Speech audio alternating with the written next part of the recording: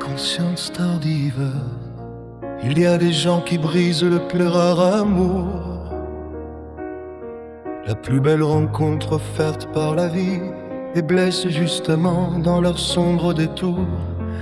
L'âme la plus fidèle et la plus infinie, celle qui écoutait avec tant de tendresse, sans transformer les mots en guerre ni douleur, qui supportait la peine avec tant de sagesse, gardant au fond du cœur le silence et la fleur. Mais beaucoup ont pris la patience sincère pour faiblesse, silence ou simple soumission. Ils n'ont pas compris que même la lumière connaît parfois le poids de l'épuisement profond. Ils pensaient elle reste, elle comprendra toujours, elle accepte tout et ne partira pas. Et ils accumulaient erreur après erreur, sans voir qu'un grand amour se fatigue parfois.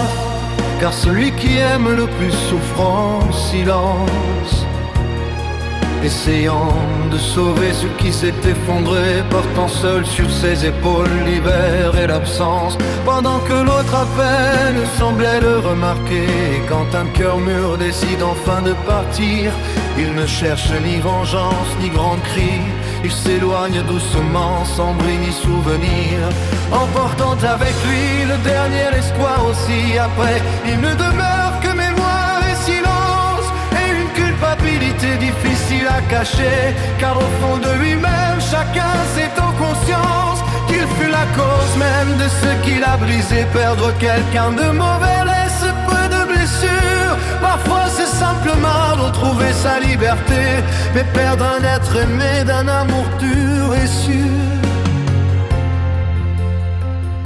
c'est porter l'absence et la solitude à jamais.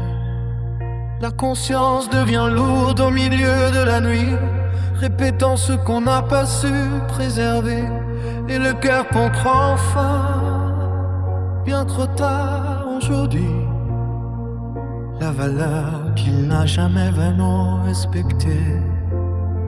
Alors, si tu possèdes quelqu'un de précieux, ne mets pas chaque jour ton amour à l'épreuve, car certaines pertes ne trouvent aucun remède, ni retour possible. Lorsque l'âme se meurt,